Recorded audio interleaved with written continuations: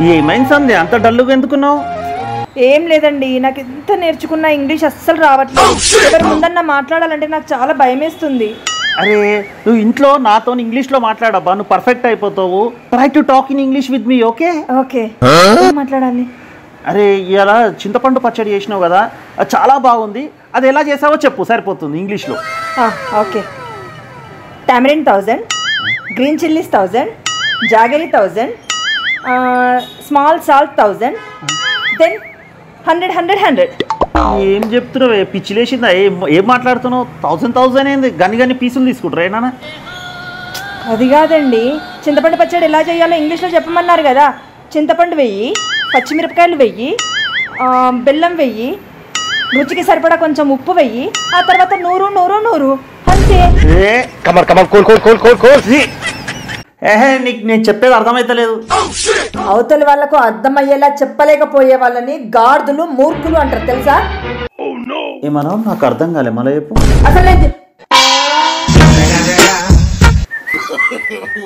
సంధ్య ఆ ఎదురుంగింటి ఆయన చూడు, ఎప్పుడు చూడు వాళ్ళ భార్యను తిడతా ఉంటాడు. కానీ ఎప్పుడు నేను తిట్టాను తెలుసా? ఎందుకంటే మా దోస్తు మొన్ననే నాకు ఒక జ్ఞానోదయం చేసిండు తెలుసా.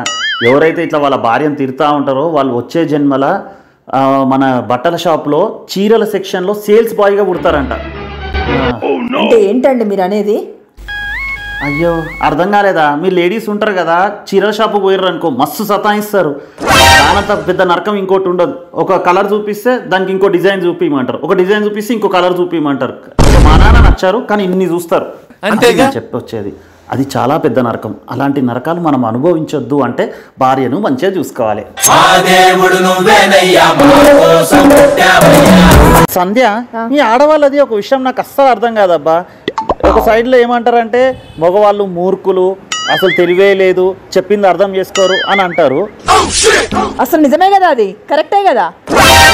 అదే ఇంకో సైడ్లో మళ్ళీ మీరే ఏమంటారు, ఆడవాళ్ళము మేము ఈ మగవాళ్ళ విషయంలో ఏ విషయంలో కూడా తీసిపోము అని మీరే చెప్తారు కదా.